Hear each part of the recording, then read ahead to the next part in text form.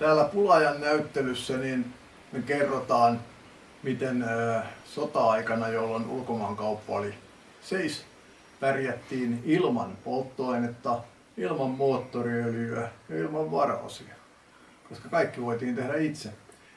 No toki moottoriöljyä on nyt kyllä aika vaikea ruveta sekoittaa mistään tervasta, mutta siihen oli semmoinen saksalainen miksi, että vanhat moottoriöljyt saattoi uudistaa uuden veroisiksi.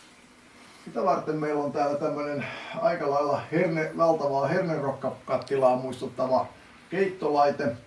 Siellä on sähkövastukset tuolla pohjassa ja tuolla painekattilassa, niin sinne otettiin käytetty moottoriöljy autojen moottoreista ja sen jälkeen sinne laitettiin lisäaineita ja sitten se keiteltiin ankarasti.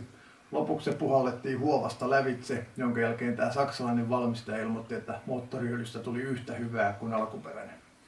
Sodan aikana täällä oli erittäin vähän miehiä töissä, joten varikon päällikkö Into Viljanen henkilökohtaisesti keitteli joka yö sitten öljy kuntoon, että päästiin seuraavana päivänä liikennöimään.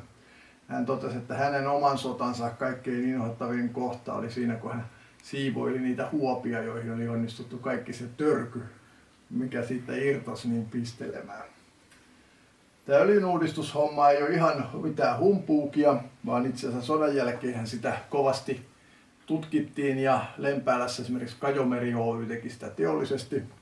Sattumalta käteen osui tässä Valtion teknisen tutkimuskeskuksen raportti vuodelta 1966, jossa kerrotaan, miten tämmöisiä regeneroitujen öljyjen, onko ne ollut hyviä käyttökelpoisia. Heillähän oli koemoottori, jossa he sitten ajeli näillä eri öljyillä ja katseli, että mikä nokesi ja mistä tuli parhaat mämmit sinne moottoriin. Ja lopputulos oli se, että nämä regeneroidut öljyt oli kyllä paljon huonompia kuin parhaat öljyt, mutta parempia kuin huonoimmat kaupasta saatavat öljyt. Eli siinä mielessä siinä oli jotain järkeä. Toki täytyy myöntää, että Kajomerellä oli vähän kehittyneemmät systeemit kuin toi meidän pata.